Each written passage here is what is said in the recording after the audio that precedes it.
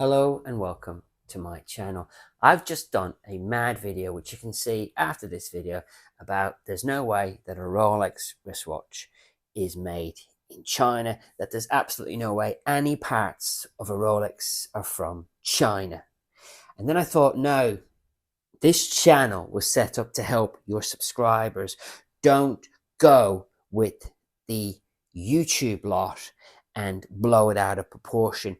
Talk to a subscriber who's thinking of buying a Rolex and try to reassure them that it's not a Chinese double knockoff, as in parts of this Rolex are made in China, and Rolex would consider making parts in China to make even more money. That would just never happen, guys. I understand marketing, I understand badges, and Rolex, the crown, is an assurance of quality. I know it's mass produced, but it's also a precision instrument. Do not believe anybody who tells you that any part of this wristwatch came from China. I will say this though, I've had multiple Tudors and God knows where they come from. I can assure you that this watch is 100% Swiss made. You're going to see the video start all over again where I'm ranting. All I can do is apologize. If you've got your hard-earned money saved and your dream watch is, let's say, it's just an Air King, I can assure you it's 100% Swiss made. It's a precision instrument, and go and purchase the watch. Don't hesitate, and don't think because of all this China BS, the watches will suddenly be available and they'll be selling them for less. I have it on good authority that there's a resurgence on all steels, and even the Explorer 2s, the black ones, are now waitlist yet again, and the polar one is now waitlist yet again. Demand is gone up.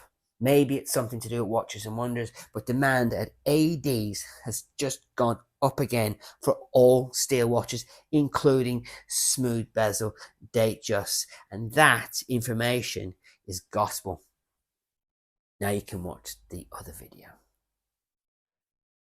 Hi guys, welcome back to the channel. Rolex watches are partly made in China, Tudor watches are made in Taiwan, and Omegas are made in Bangkok. And if you believe that, you will believe anything. Rolex is a brand and they are very well marketed, but I can assure you they are Swiss made. They are 100% Swiss made. They don't need to make parts in China. They don't need to cut costs. They're already overpriced as it is. This Rolex Daytona is an amazing watch. The MSRP of £13,600 is way in excess of what the watch is worth, and way in excess of what the watch feels like. Trust me, I'm an owner. I paid well over MSRP for this watch and I love it, but I gotta tell you, it's not worth it. As in, what's in it for the MSRP? So why would they bother going to China to cheapen out? They don't need to.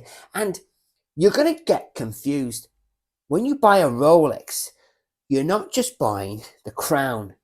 You're buying a watch that is timeless, that has a reputation for being a precision instrument. And that's why you buy a Rolex. It is not a Hermes handbag. It's a Rolex. And you need to get that China BS out of your head.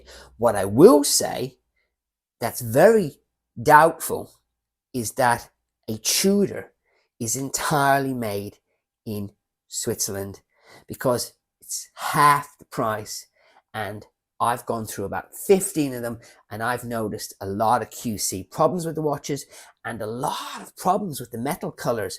Completely different color metals on the bracelets and on the case, which leads me to believe they are not made in the same country.